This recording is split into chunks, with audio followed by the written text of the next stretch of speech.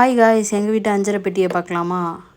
இந்த டைலருங்களாம் வச்சுருப்பாங்களே பட்டனு ஊக்கு இதெல்லாம் போட்டு அந்த டப்பா தாங்க இதுதான் எங்கள் வீட்டில் அஞ்சரை பெட்டியாக மாற்றிட்டாங்க. எங்கள் மாமி வீட்டில் இந்த டப்பாவை ஈஸியாக அந்தமாரி வச்சுருந்தாங்க ஒரு ஸ்பூன் போட்டு. ஸோ நாங்களும் இதுமாரி ட்ரை பண்ணோம். அவங்க டப்பாவை மாற்றிட்டாங்க, எங்கள் அம்மா மாற்றாமல் வச்சுருக்காங்க. ஏன்னா அது இவங்களுக்கு ரொம்ப ஈஸியாக இருப்பல இருக்குது எங்கள் அம்மாவுக்கு. கடுகு உளுத்தம் பருப்பு, வெந்தயம், கடலைப்பருப்பு, பெருஞ்சீரகம், சீரகம், மிளகு, காஞ்ச மிளகா, பூண்டு, இந்த பிரியாணி இலை, அதுக்கப்புறம் பட்டை, லவங்கம், ஸ்டாரு, இது எல்லாமே தனியாக அதில். அப்புறம் இந்த கசகசா மட்டும் பேக்கெட் பிக்காமல் எப்போவுமே வச்சுருவாங்க. அப்போ தான் அவங்களுக்கு ஈஸியாக இருக்குமா எடுத்து போட. அது கூடவே நாங்கள் கிராம்பையும் அதேமாரி கவர் பிரிக்காமல் இருக்கிறேன். ஒரு டப்பா காலியாக இருக்குது. இதில் அந்த கேசரி பவுடரும் யூஸ் பண்ணிவிட்டு அப்படியே ஓப்பனில் இருக்கிற மசாலா பவுடரையும் இதோட வச்சுருப்பாங்க. ஒரே இந்த கட்டை ஸ்பூன் மட்டும் போட்டு வச்சுப்பாங்க. எது தேவையோ எடுத்து அதை போடுவாங்க.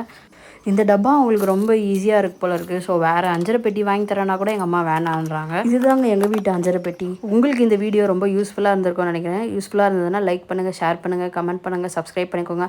மறக்காமல் நம்மளோட இன்ஸ்டா அக்கௌண்ட்டே ஃபாலோ பண்ணிக்கோங்க. தேங்க்ஸ் ஃபார் வாட்சிங்.